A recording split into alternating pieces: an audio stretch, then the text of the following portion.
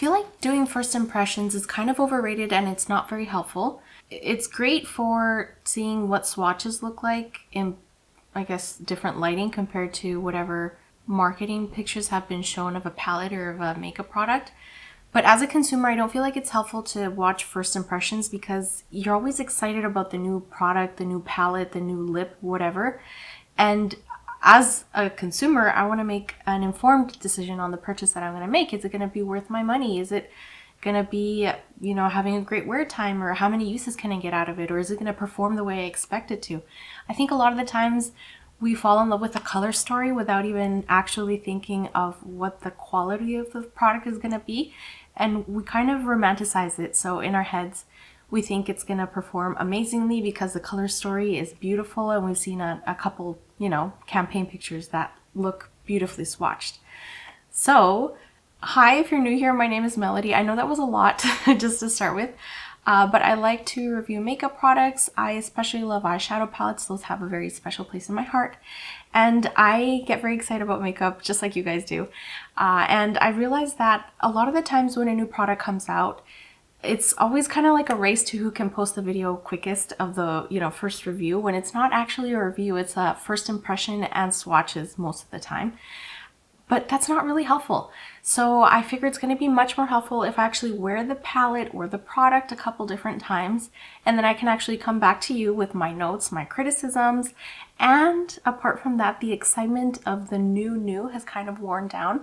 So I can actually tell you guys what I think about it, and after I've used it a couple times, I can give you like the critical analysis of things and why it is a good product or why it might be worth, you know, you going out and buying it. Or if it's something that if I could give advice to my past self, I would just tell myself, you know what, skip it all together, wait for something better to come out and save your money that way.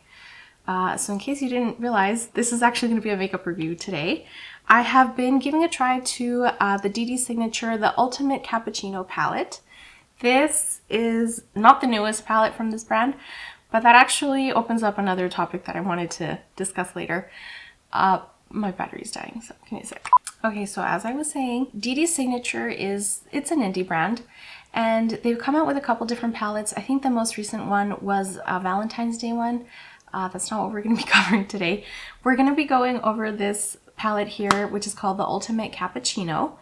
I am fairly new to Dede Signature. I haven't been able to try a lot of their products, but I want to try each palette of whatever brand it is individually and tell you guys what I actually think about it after I've given it use a couple times. As I mentioned, I feel like a lot of the times we get so excited about the new product that we just received that we kind of even approach it in a way where we want to love it and we want to see the positives about it, and we blame ourselves where it's like, maybe I'm not blending it well, instead of recognizing, you know what, maybe the formula isn't that good. So today I'm going to be I'm going to be applying this palette one more time to show you guys what I think of it. I have used it several times, so I think I have a very good grasp on how it performs overall. I'm going to prep my skin, my eyes, and I'll be right back so we can actually put this on together. Okay, so my lids have been prepped. We're going to go ahead and start. I think I'm going to focus on this green today. That's going to be the star of the show today, along with some sparkle and some brown. I'm going to take a fluffy blending brush and I'm going to tap into the shade called Mocha. I've used this palette a couple different times. Overall, I've used another one of Dede's Signature palettes before, and the quality of the shades themselves are very beautiful. No complaints whatsoever. Beautiful formula. All the shades are very easy to blend. They're the right amount of pigmented, so they're not overly pigmented where it's kind of hard to contain what you applied or hard to blend it out. Love the formula, so if you guys get a chance to try it, they're good. They're really good. Their shimmers as well, very beautiful. I have a video up of the Fearless Holiday palette. That one is very beautiful. It has more shades. I think that's the biggest palette they've done in the past. I could be wrong. But the shimmers, the very reflective metallic formula, beautiful, as well as the multi-chromes or duochromes, very beautiful. The palette, this one that we're working with today, The colors themselves individually, they're all very beautiful, but the color story is my only, not complaint, but it's my only pain point, I guess I would say. I'm going to take some more of Mocha. I am not left-handed, so it's a little bit challenge. I'm going to take more of Mocha, and I'm going to blend that out on the outer corner of both eyes. And I'm really fanning this out and blending it out. It's a very beautiful color, good quality. I feel like I'm just tiptoeing around my critique of this palette, so I should just go out and say it. The formula of this palette, beautiful. No complaints, very easy to blend out, as you can see. I do have good brushes, but also the formula itself is good. The color story is interesting. It's different for sure. I can't think of many palettes that have this exact same color story. This is where this is where the nice part stops, and I'm gonna be very real with you guys, as if I'm talking to my friend, because you guys are my friend. So thanks for supporting. The Ultimate Cappuccino. I feel like I love the concept, you know, especially with the whole, what is it, latte makeup or caramel macchiato, whatever the, you know, the coffee theme makeup look trend has been. I'm not sure when exactly this palette came out, but super cool concept. I love it. By the cover of it too, I'm thinking, you know, coffee beans and milk and coffee and all that. Super cool. The names, very nice too. We have Frappuccino, Mocha, French Vanilla, Leafy Tea, Sweet Cream, Macchiato, Hazelnut, Hot Chocolate, Pumpkin Spice, Americano, Latte, Caramel, French Toast. I thought that would have been Caramel, French Vanilla, but French Toast anyways. Concept names, cool. Color story doesn't quite match the concept of the Ultimate Cappuccino, for me at least. I don't think of cappuccinos and I think, oh yes, orange and yellow and pink. But that's, you know, maybe I'm just not very creative, and that's okay. So in terms of the color story matching the theme, I don't feel like it does. This top, the first 3 shades, you know what, I'll even give it the Leafy Tea green, sure. Could have been called matcha. Sure, on brand. Even this dark brown, the hot chocolate one, it's a little bit more red than actual hot chocolate is, but that's okay. I see the merit, right? These shades, they don't really say coffee to me. It does add a cool pop of color, so it's more than just a neutral palette. And they all work pretty well together, except for Leafy Tea. This shade, which is why I'm going to use this one today, I've tried to use it with the other colors and it just doesn't fit. I feel like the tone of the green isn't what it needed to be to match the rest of the color story. And maybe I just haven't used that green in a way that showcases it the best. But it's kind of like the odd one out, and it's a shame because the rest of the color story is cool. You know, putting aside the whole coffee theme, which I don't think really matches the color story. It's a cool color concept because, you know, you could still do your neutral shades. You can add a pop of color. You could do hot chocolate with pink, which, you know, will make a very beautiful pinky look. But that green, I can't get it to work well with me for the life of me with the other colors. Okay, so I've applied Mocha. I've tried to deepen it the most that I can on the outside.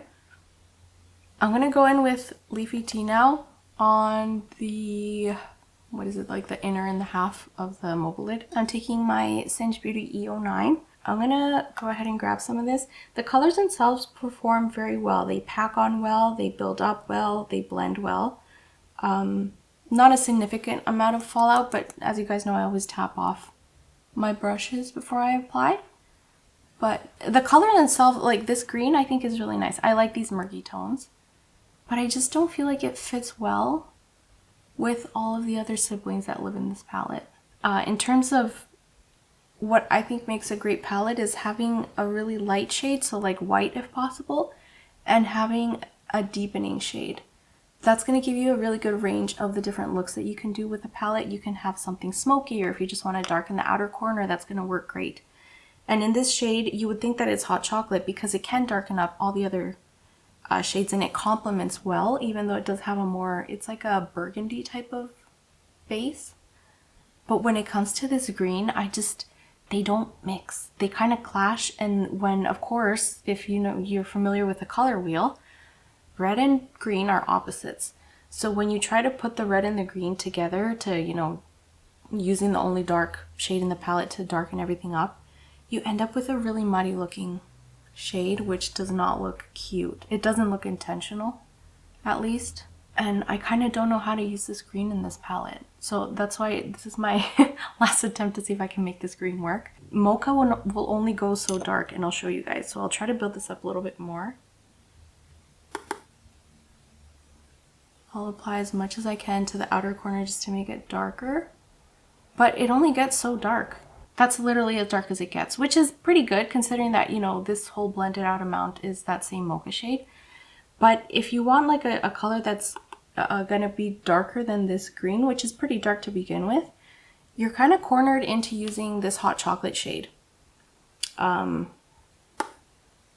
Which I love that burgundy tone and I love this green tone separate, but together, you know, working as a team to do one look with like some depth on the outer corner, it just doesn't work.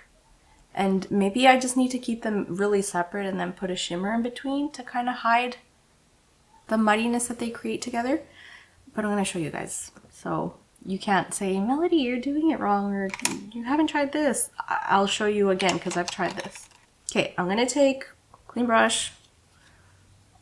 I'll show you guys there's no color on this.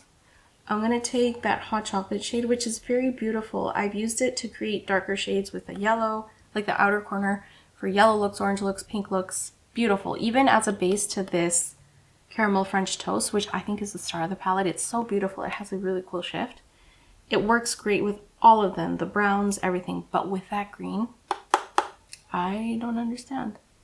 And again, it does layer on very well. So as you can see, it does create a very nice depth to those lighter browns that I applied.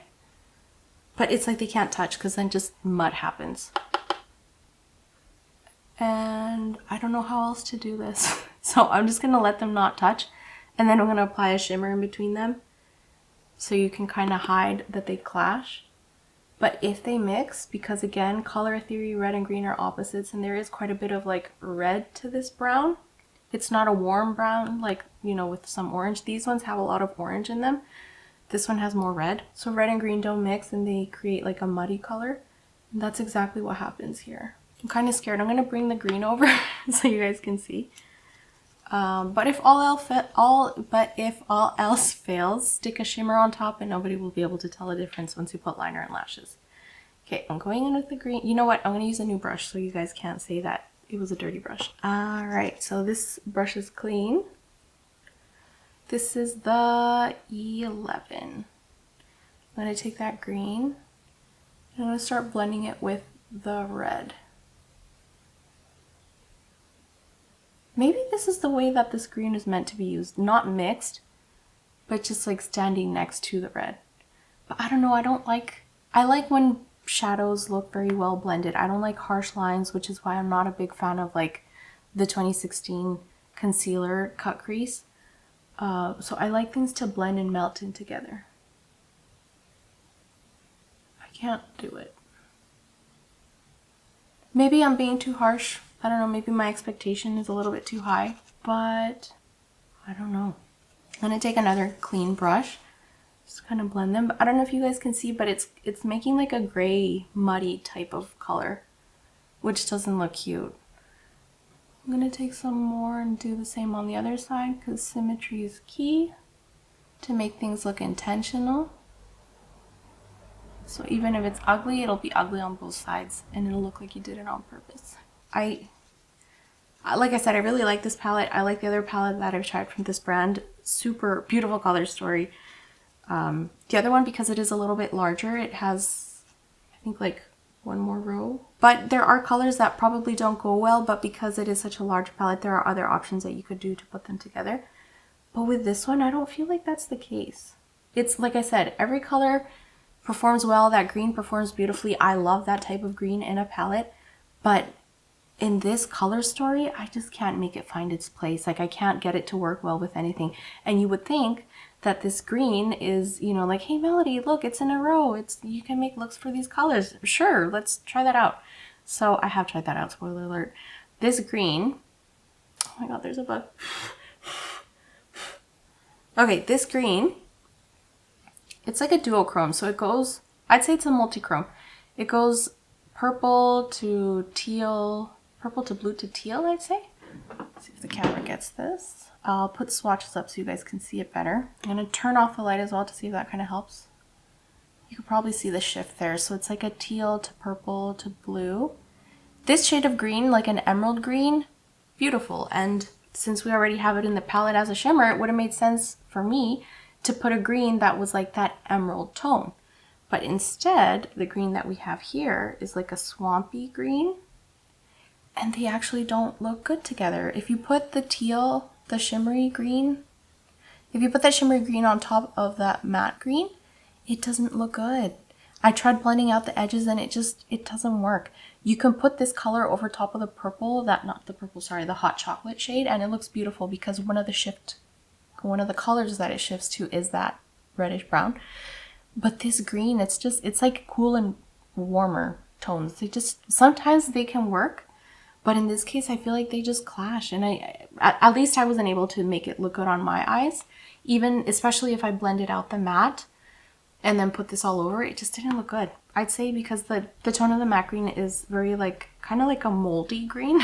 That sounds so bad, but I like those types of grungy shades. It just doesn't look good with the vibrancy of that duochrome. So I don't know, that's my only grief with this palette itself. I've blended them together again. I don't know, I maybe could have tried to mix them a bit more. But I just don't feel like they blend well. They don't blend into one another because the colors are just opposites. See? I don't know. I wasn't able to make it work. This was my last attempt to make that one work. And this is the only time I think that I've actually kind of wished that a palette was magnetic. I don't typically care if palettes are magnetic with the pans, but in this case I did wish it was, because that way I could switch out this green for the type of green that would complement this shade here. I don't know if you guys can see it, but if I could switch out this green for one that would complement that, I feel like the whole palette would make so much more sense. And this shade here, the French Vanilla, for me, at least, it's not light enough to be a good highlighting shade. It's not light enough to be oh my goodness. Sorry, I had a hair on the brush. It's not good enough to be a highlighting shade itself. So I think it can blend out the edges pretty well to make that transition smoother. But it's not going to actually provide highlight for my skin tone. So I'm like a light medium, so if you're lighter than me, it's not going to be a highlight for you either. This is, okay, looking at it, it doesn't look terrible. But in person, it just looks a little bit muddy. I don't know. I'm going to go ahead and I'm going to put Latte right in between where the two colors meet, just to kind of soften the blow a little bit and make it look less muddy. But honestly, out of all the looks that I've made with this palette, oh, this shade is so beautiful. It's so reflective. It does feel a little bit, what's the word, like glittery, like when you have those chunks of glitter. Oh my goodness.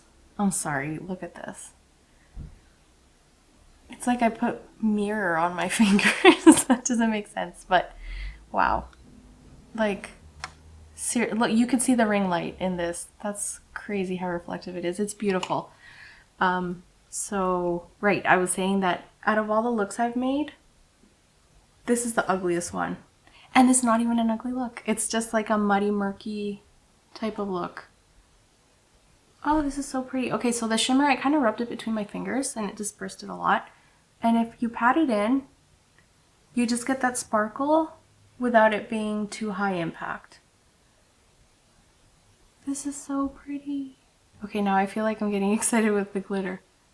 Okay, but basically this is the ugliest look that I was able to come up with this palette. It is a very beautiful formulation. The color story is different. I think it's very friendly for if you want to do like everyday neutral, because you have those browns, the deeper brown, you have like a pink. It provides something that's out of the ordinary with those other colors there. Okay, I feel like I had glitter throw up in my eyes now.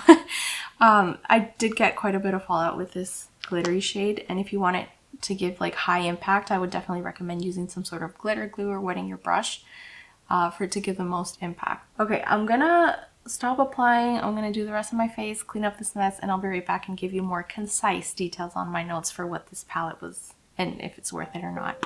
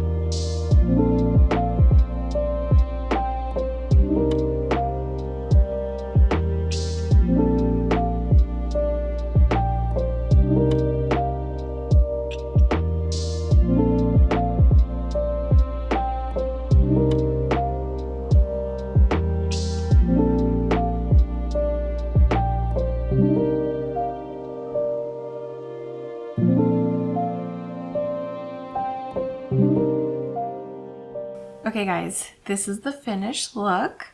This accidentally turned out better than I thought it would, and this was my last attempt to make that green work with the rest of the palette. So I don't know if I'm gonna have to swallow my words.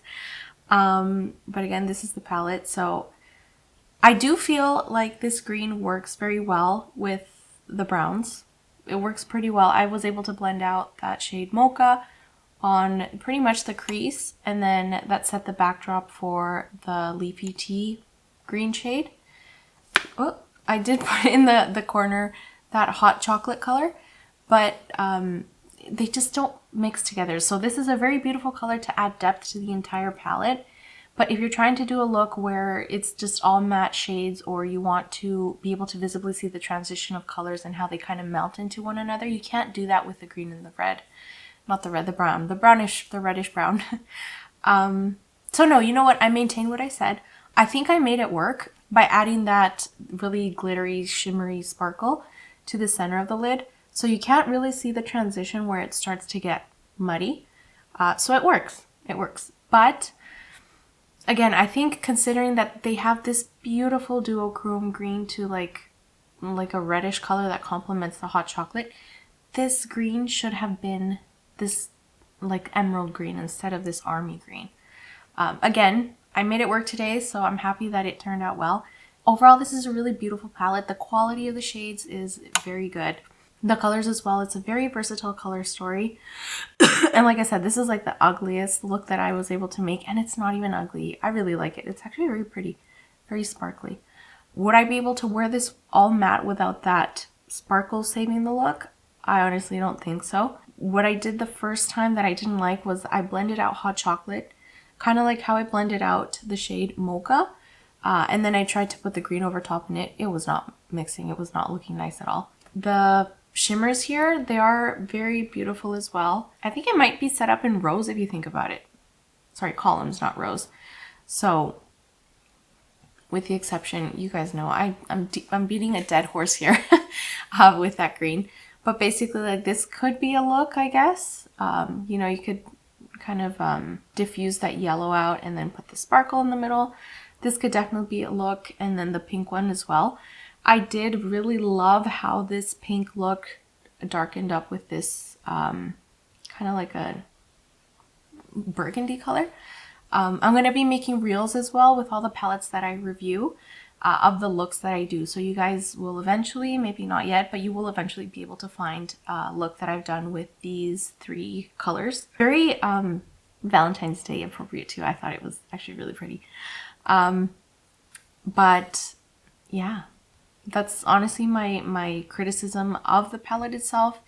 If you do get it, I don't think you are going to regret it if you don't have colors like this already. Otherwise, if you already do, you're just going to be comparing the formula that you might already have in your collection. Of the textures as well, none of them felt gritty. They all felt very well. They blended out well. They weren't super soft to the point where they blend out into nothing. It was pretty well balanced. The glitters themselves, this one, or the shimmers, this one felt more gritty. It had more glittery type particles in it. All I did here to the eye, you guys saw what I did on the top of the lid. On the lower lash line, I blended out Mocha all throughout. I put a little bit of hot cocoa on the outer corner, and then I did the Leafy Tea on the inner lower part. On the center, I did the exact same one. For the inner corner, I don't know if you guys can see, I actually really like how that shimmer is applying on the inner corner. It looks very pretty. I use the shade Pumpkin Spice just right in the inner here. I wanted to put something that was different than that chunky glitter, and it looks very, very pretty. I think in the future I will be using that shade in the inner corner for highlight, seeing how I mentioned that there is no like white or much more brighter shade that you could apply. Technically, I guess you could use this as like an inner corner highlight for all of the looks that you make, but you're not going to be able to get like a stark bright light color that you could apply to the inner corner. I hate how when you get sick, the cough is the last thing to go. It's like the souvenir you get for getting sick. But anyways, something I did notice as well that I was going to mention was that on the back of the palette, of course you do get all the ingredients. You also get those dots that show the colors of the palette as well. And I don't know if you guys can tell, but the third shade from, I guess if you're looking at this, the left. Yeah, so this shade here. That's supposed to be the lightest color in the palette, and I might have to turn down the brightness so you guys can see this. Okay, I think you can see it better now. But the third color on the drawings diagrams of all the different colors in the palette, it looks like that's a green. And if you look at the palette itself, the lightest color that you have is this green color. I think it would have made more sense if the lightest color would have been that light green to complement and give you more variety of looks that you could have made with the green in the palette itself. Because as you can see on the back, it does look like it's green. So I don't know if that was intentional, accidental, or if maybe there was a change in the color story itself or what happened there. But I think I would have been more intrigued if it did have that green shade in the palette instead of having that French vanilla. And I mean, at this point, you're not even matching the actual shades to the color of the name itself.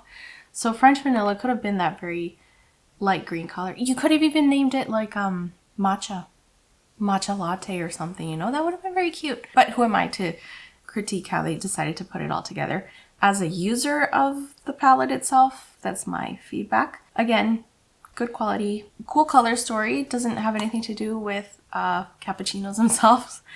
But then again, that green was kind of the one that stood out a little bit. I think I have said everything I wanted to about this palette. One more thing I almost forgot to mention is that a couple of the shades did stain my lids as well. So when I applied Hot Cocoa, that one stained my lids.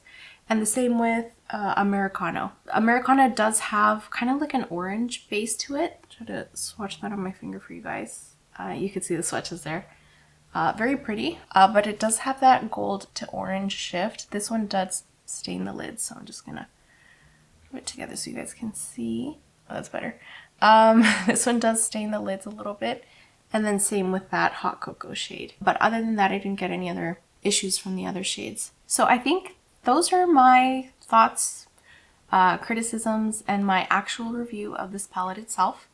As I mentioned, I will be making little shorts with the different looks that I've been able to come up with the palette, so keep an eye out for those. One final note, I did put a navy blue in my waterline. I've been testing this liner out for a while now, and this is the Too Faced Killer Liner. So just so you guys can see, this is the shade. It's a navy blue. I don't know what the name is. It's called Killer Sapphire. Let me tell you, it swatches very well. It's like a gel consistency. It applies very easily into the waterline, so I think it's good for the waterline usage. But when it comes to the actual lid, if you're wearing eyeshadow like I am, don't use this unless you want to ruin your makeup look, because it skips, it drags. Everything it's not supposed to do, this does it. So I would not recommend if you're looking to use this for a liner on the upper lash line. Not upper lash line, on the actual lid itself once you have applied eyeshadows. It's decent for the waterline, so that's, I guess, what I'm going to dedicate this one for. But it's not the way that I would have hoped it would have been on the lid itself. Even in the waterline, it's alright. I have it, so I'm going to use it. But there are better pencils out there, like even the ColourPop ones. These ones are really good. They apply very well in the waterline and they last a long time. This one, I don't know, it kind of gives you that lived-in look by the end of the day in the waterline. So I'm still testing it out more, but not impressed. Don't recommend it. If you see it, skip it. Go for the drugstore alternative. That's a lot more affordable than this one. Luckily, I got it on sale, so I don't feel that bad.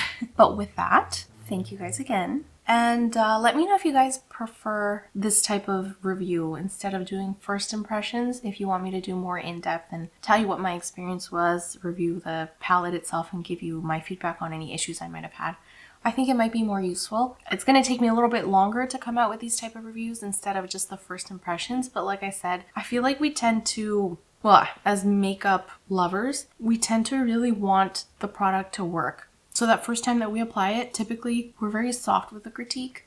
We give it the benefit of the doubt. We say, you know, oh, it's probably my fault, or my brush is doing something weird, or the primer.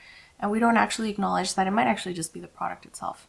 So I don't want to stay stuck in those type of videos. I don't feel like those are very helpful for you guys, but I'd love to hear back from you guys. So let me know what you think, or if there's anything else that you would want to see me include in these types of reviews as well. As much as I enjoy doing this, I do love getting feedback from you guys as well. And I want you guys to enjoy what you watch too. So with that being said, thank you so much for watching. If you enjoyed this, please give it a thumbs up. Share it if you want. And if you're not subscribed, go ahead and hit the subscription button. The bell? I can't remember. Subscribe, whatever it is. But with that, pretty much, I will see you guys in the next one. Bye.